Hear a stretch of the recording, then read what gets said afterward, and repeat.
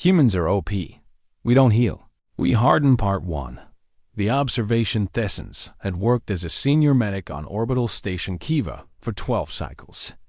In that time, she had treated hundreds of species from across the galactic concordance. She had seen the Velthari regrow their crystalline shells after combat. She had watched the Marani split into two separate beings when their bodies became too damaged to survive as one. She had even helped a Kethmari warrior regenerate an entire arm in just 6 standard days. She thought she understood how living things healed. Then they brought her the human. His name was Lieutenant Marcus Chun, according to his military identification. He arrived at her station in a medical transport pod, and when Thiessen first saw the readings on a scanner, she assumed the equipment was broken. No creature could survive injuries like these. Plasma burns covered nearly half his body. His left leg bone was shattered in 3 places. His internal organs were bleeding so badly that his blood pressure should have killed him hours ago. But his heart was still beating. His eyes were still open. And when she leaned over him to check his airways, he looked up at her and said, "Am I going to make it, Doc?" Thiessen did not know how to answer. According to everything she understood about biology, he should already be dead. She sedated him and began the long work of trying to save what was left. 3 rotations passed. Thiessen barely slept. She used every technique she knew, every piece of advanced medical technology on the station. She grafted synthetic skin over his burns. She set his bones with metal pins. She stopped the internal bleeding with emergency surgery and nanite injections. By the end of the 3rd day, she collapsed in her quarters, certain that she had done everything possible, but equally certain that it would not be enough. When she returned to check on her patient the next morning, Lieutenant Chun was sitting up in bed and asking for food. Thiessen stood in the doorway and stared at him. The synthetic skin grafts she had applied were already peeling away. Underneath them, new skin was growing, but it was not the soft pink tissue she expected. It was darker, tougher, with a strange texture that reminded her of the heat-resistant scales on Paraxian fire lizards. She ran to her scanner and began taking readings. The results made no sense. His burned skin was not simply healing. It was growing back thicker and denser than before, with new protein structures woven through the tissue.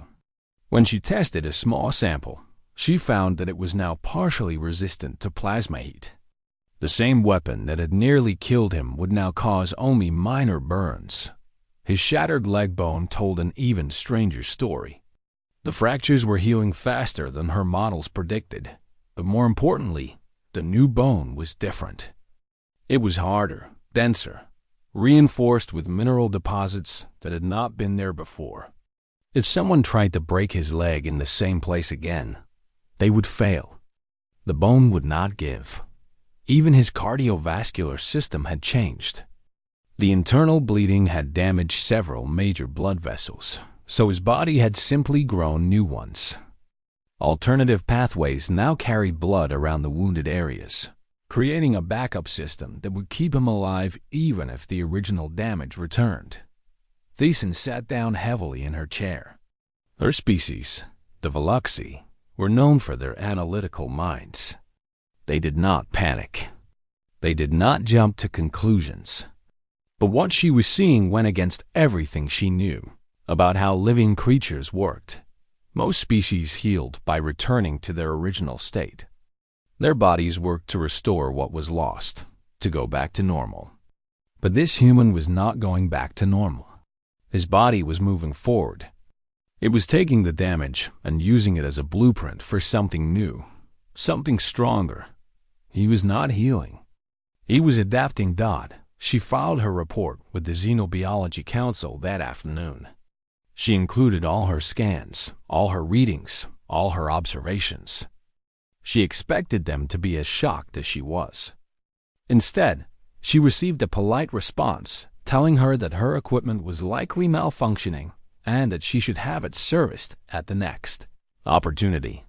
Humans were classified as a mid-tier endurance species. They were known for their ability to keep going when other creatures would stop, for their stubborn refusal to die. But they were not known for rapid healing. They were not known for adaptation. The council believed that what she had observed was impossible, so they decided that she must be wrong. Thiessen did not argue. She simply continued her observations. Lieutenant Chun stayed on her station for 2 more weeks while his body completed its transformation. During that time, she documented everything. She watched his burned skin finish growing back, now covered with a thin layer of tissue that could withstand temperatures that would cook normal human flesh. She watched his leg heal completely, the bone now strong enough to handle impacts that would shatter concrete. She watched him walk, then jog, then run through the station corridors like a man who had never been injured at all. On his last day, he stopped by her office to thank her for saving his life. Thiessen looked at him and saw a soldier who was stronger than he had been before his injuries.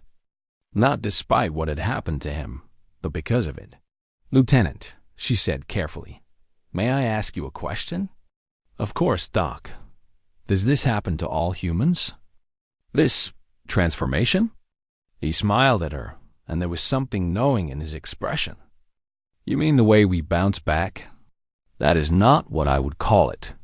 You did not bounce back. You became something more." Chun was quiet for a moment. Then he shrugged, as if what she had just described was the most normal thing in the world. "My grandmother used to say that every scar is a lesson. I guess human bodies just take that saying literally." He tapped his leg, the one that had been shattered just weeks ago. "This leg is stronger now than my other one. If that Vraxian raider shoots me again, it won't break." My body learned. It remembered. He thanked her one more time and walked out of her office. Thiessen watched him go, this ordinary-looking creature who had just revealed something extraordinary about his species. She thought about what he had said. His body learned. It remembered. She thought about all the wars humanity had fought since joining the galactic community, all the diseases they had survived, all the hostile environments they had colonized.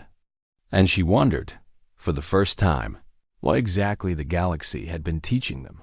She wondered what they were becoming. Thiessen filed one more report that night. This time, she did not send it to the Xenobiology Council. She sent it directly to the Concordance Intelligence Bureau, marked with the highest priority flag she had access to. The subject line was simple: "Humanity may be more dangerous than we realized." She did not receive a response for 3 standard cycles. When she did, it came with a new assignment, a higher security clearance, and a single instruction: find out everything. Part 2.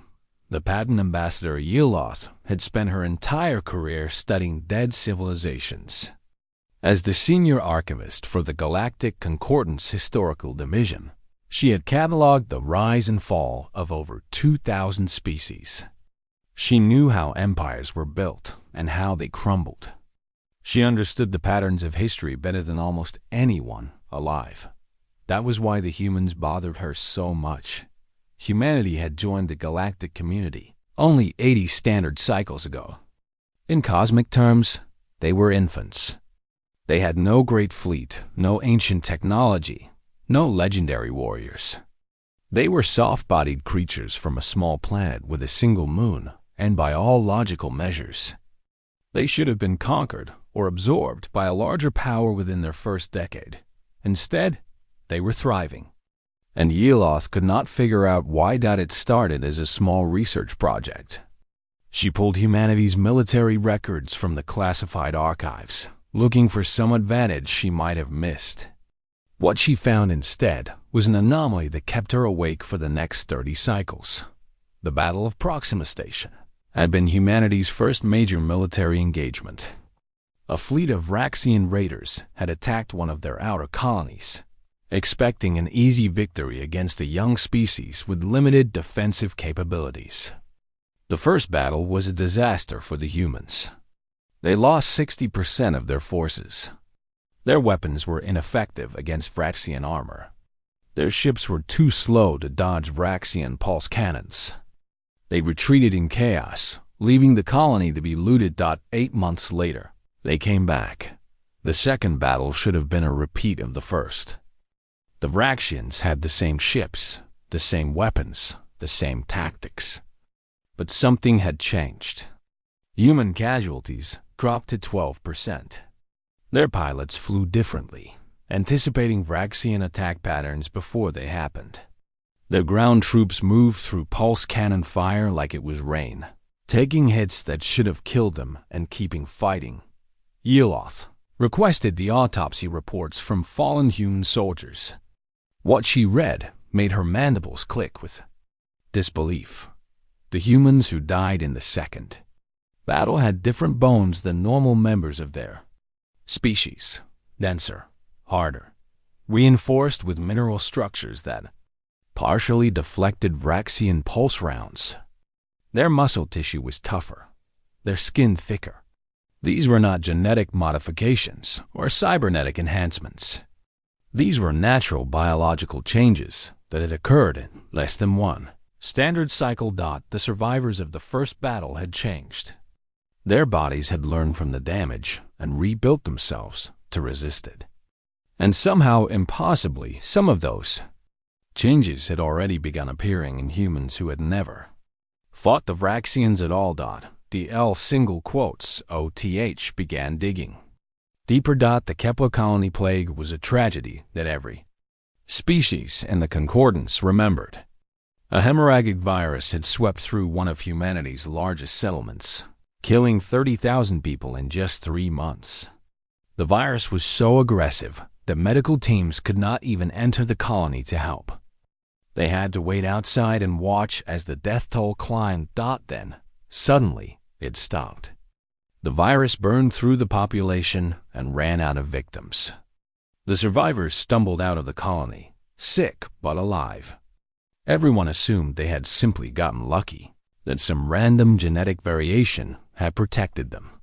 Yeloth looked at the medical records from 3 generations later. The descendants of those survivors did not just carry antibodies against the virus. Their immune systems had become so aggressive that the virus could not even exist in their presence.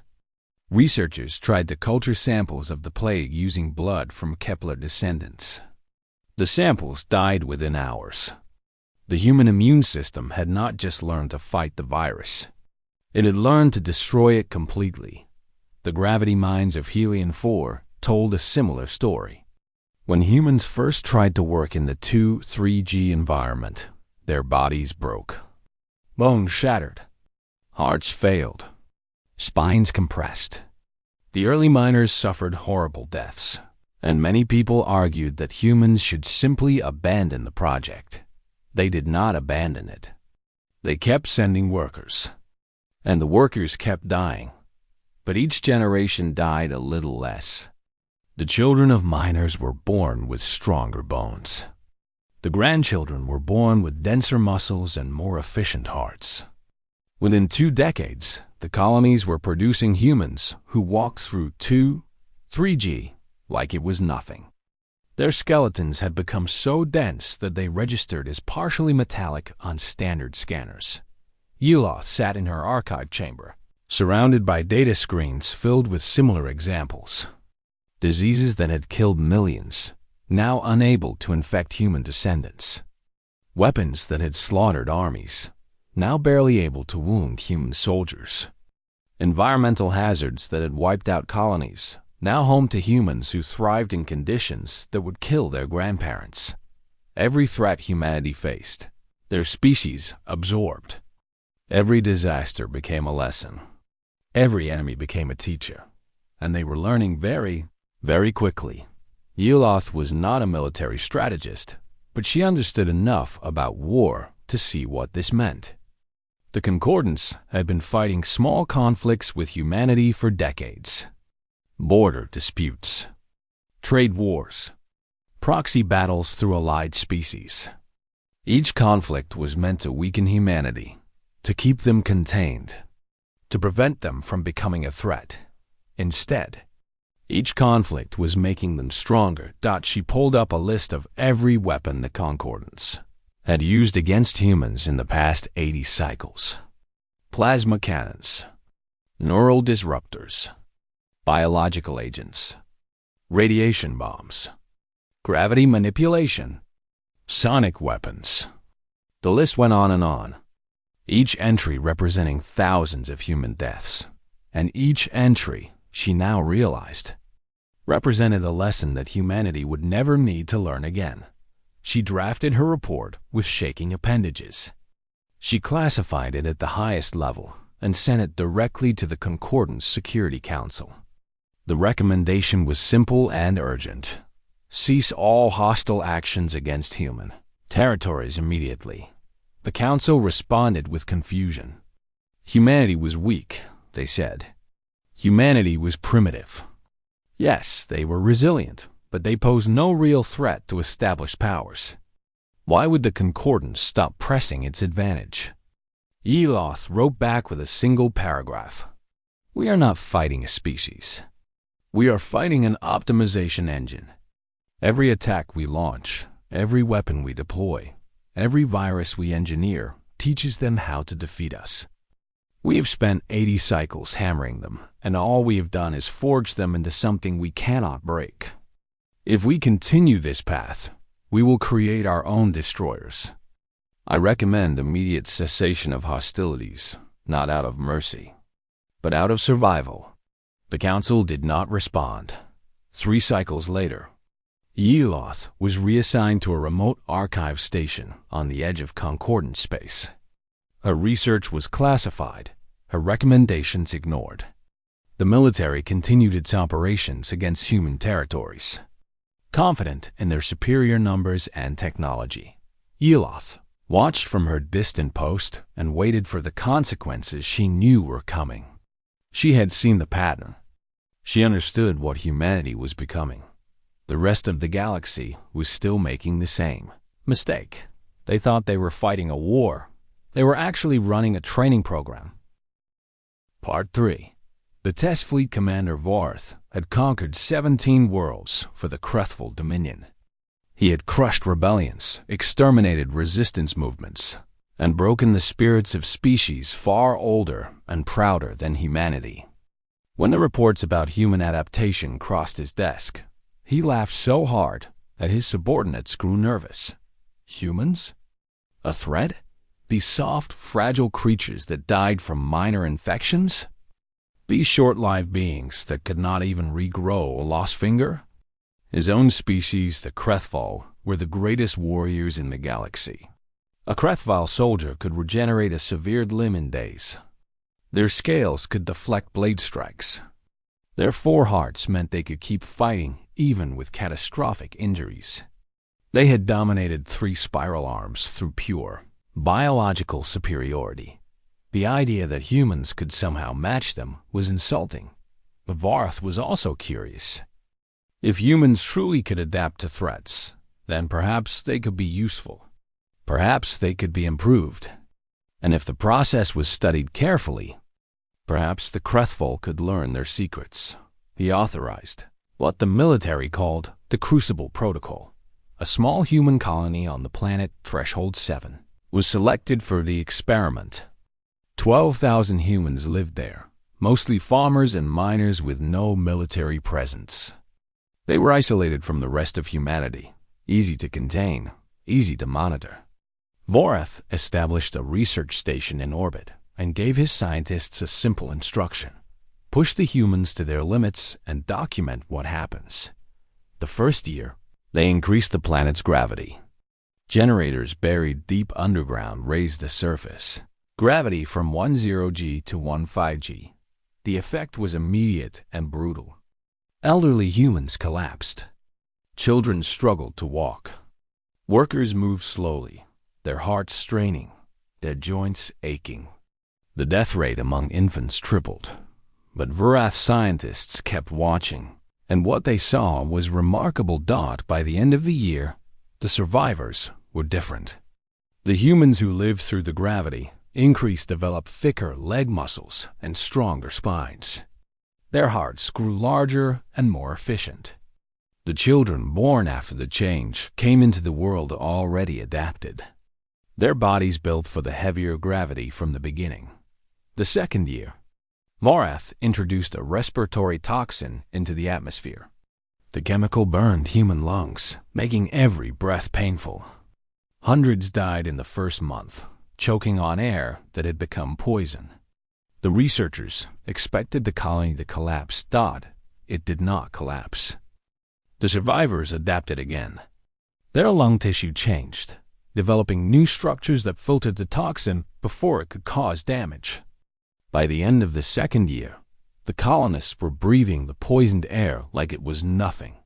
Some of them reported that they could actually smell the toxin now, could detect its presence in concentrations too low for instruments to measure. The third year brought starvation.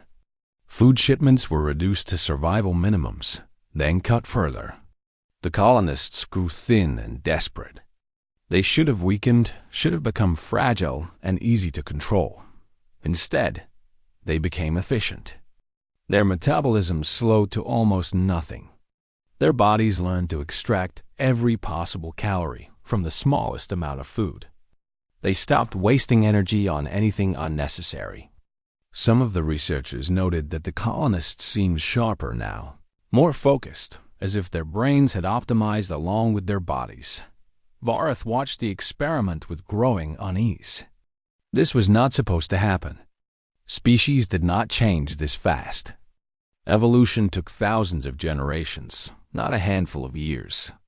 What he was seeing was impossible, but it was also undeniable. By the fifth year, the colonists of Threshold 7 barely resembled the humans who had first been captured. They were shorter, more compact, built like machines designed for survival. Their bones were dense enough to shatter Crethful claws. Their skin had toughened into something approaching natural armor.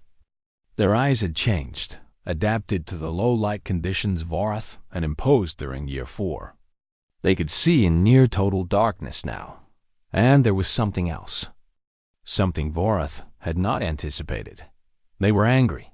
5 years of suffering had not broken them. It had unified them. They had watched their children die, their elders collapse, their friends choke on poisoned air.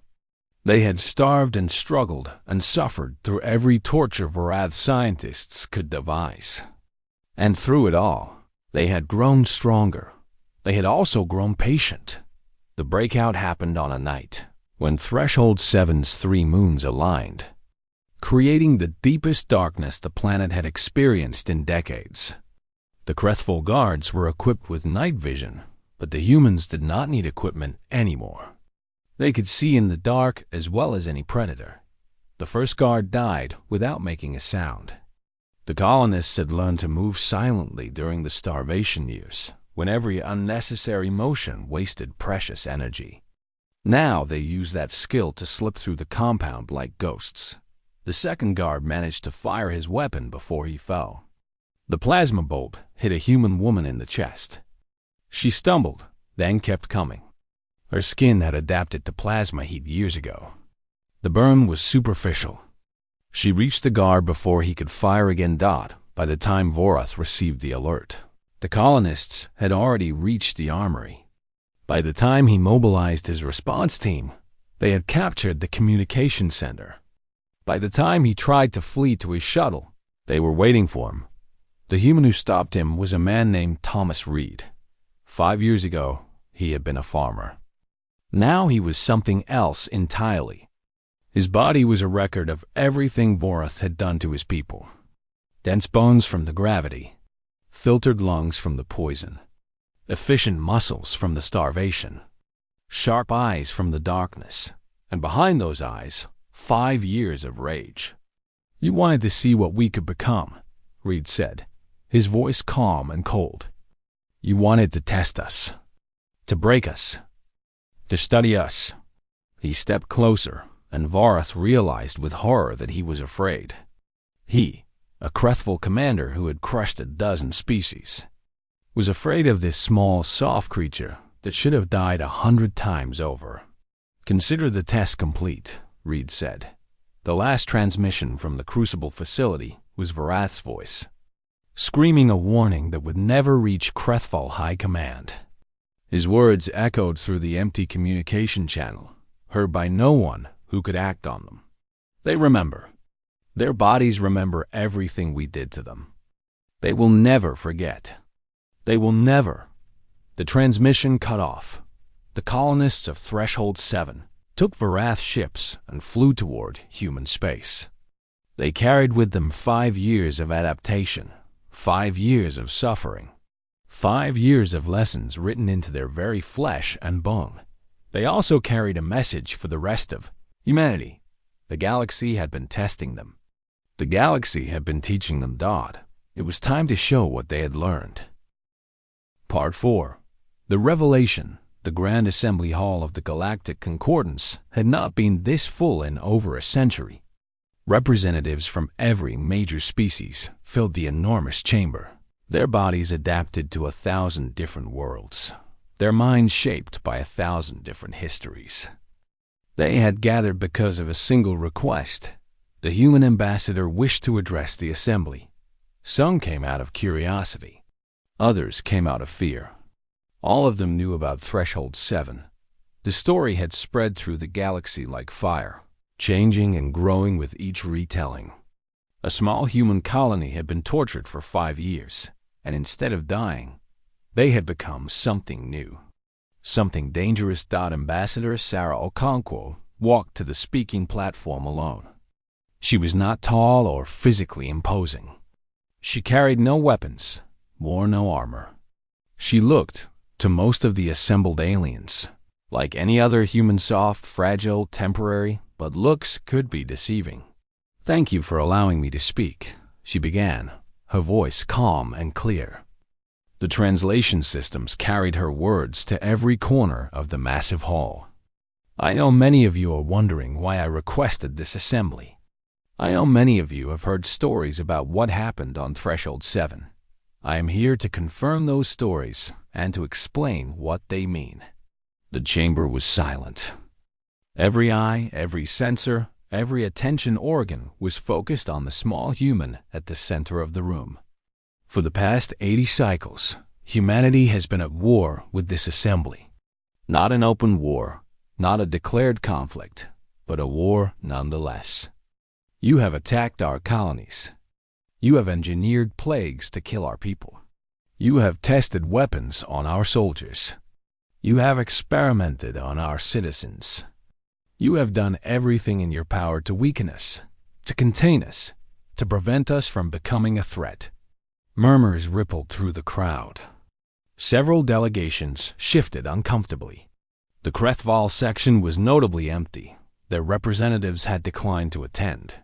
I am not here to complain about these actions. I am not here to demand justice or reparations. I am here to thank you. The murmur stopped. The silence that followed was absolute. "You have been studying us," Okonkwo continued, "trying to understand why we survive what should kill us. Why our children are born stronger than their parents. Why your weapons work once and never again. You think it is some biological accident, some random mutation, some quirk of evolution that makes us different." She paused and looked out at the assembly. Her eyes moved across the alien faces, taking in their confusion, their skepticism, their fear. "You are wrong. What we are is not an accident. It is a feature. It is who we have always been." She began to walk slowly across the platform, her footsteps echoing in the quiet hall. Humanity evolved on a planet that tried to kill us every single day. We faced predators with claws and teeth. We faced diseases that wiped out entire populations. We faced ice ages and droughts and famines. We faced each other because sometimes the most dangerous thing on our world was another human. Her voice grew stronger as she spoke. We spent 100,000 years in a crucible of our own making, and it taught us one simple truth: comfort is death. Stability is stagnation. The only way to survive is to become more than you were yesterday. She stopped at the edge of the platform, looking down at the Veluxi delegation. Thyssen was there, the medic who had first documented human adaptation. Their eyes met, and Okonkwo gave her a small nod of acknowledgement. So that is what we do. Every wound becomes armor. Every poison becomes immunity. Every enemy becomes a lesson. We do not heal the way other species heal. We do not return to what we were before. We take the damage and we use it. We grow stronger. We adapt. We harden. She turned back to face the full assembly. You have spent 80 cycles making war on humanity. You have burned our colonies with plasma fire, so our skin learned to resist heat. You have shattered our bones with kinetic weapons, so our skeletons grew dense as metal. You have poisoned our air, so our lungs developed filters. You have starved our people, so our bodies became ruthlessly efficient. Her voice dropped lower, but somehow it tarried even further. You have been hammering us, and all you have done is forge us into something stronger than we could ever have made ourselves. The assembly erupted. Accusations flew from a dozen delegations. The Marani demanded proof. The Velthari called her claims impossible. The Vraxian representative shouted that humans were exaggerating their abilities to intimidate more powerful species. Okonkwo waited. She stood at the center of the storm, calm and patient, until the noise finally died down. I understand your doubt, she said. So let me give you proof. She raised her hand, and the chamber's display systems activated. Images appeared in the air above her: medical scans, genetic analyses, autopsy reports. The evidence that Thyssen had gathered years ago. The evidence that Yeloth had compiled in her archives. The evidence from Threshold 7 and 100 other incidents across human space. These are not theories. These are facts. Documented by your own scientists, verified by your own researchers. Humanity is an adaptive species. We change in response to threats faster than any other known life form. And we pass those changes to our children. She lowered her hand, and the images faded. The survivors of Threshold 7 are not an anomaly. They are an example. They are what humanity becomes when pushed to the limit. And thanks to your experiments, your wars, your plagues, and your cruelty, more and more of us are reaching that limit every day. She walked back to the center of the platform. I did not come here to threaten you. I did not come here to declare war. I came here to give you a choice. You can continue treating humanity as an enemy. You can keep attacking us, keep testing us, keep trying to destroy us. And we will keep adapting. We will keep growing stronger. We will keep learning from every weapon you create, every strategy you employ, every pain you inflict. Her eyes swept across the assembly one final time. Or you can stop. You can accept us as equals. You can trade with us, work with us, learn from us. Because here is the truth. We do not want to be your enemies. We did not ask to be forged in fire, but you made us what we are, and now you must live with the consequences. She turned toward the exit, then paused. We do not heal. We harden. You have been hammering us for a very long time. She looked back over her shoulder, and there was something ancient in her expression, something that remembered every plague, every war, every cruel experiment. We are done being your anvil. She walked through the great doors and left the assembly in silence. Behind her, 1,000 species sat in the hall where they had ruled the galaxy for millennia. They looked at each other with new eyes, seeing for the first time the magnitude of their mistake. They had tried to break humanity. Instead, they had built something they could not defeat, and now that something was walking among the stars, carrying the lessons of 100,000 years of survival, ready to show the galaxy what humanity had become. The age of human weakness was over. The age of human strength had just begun.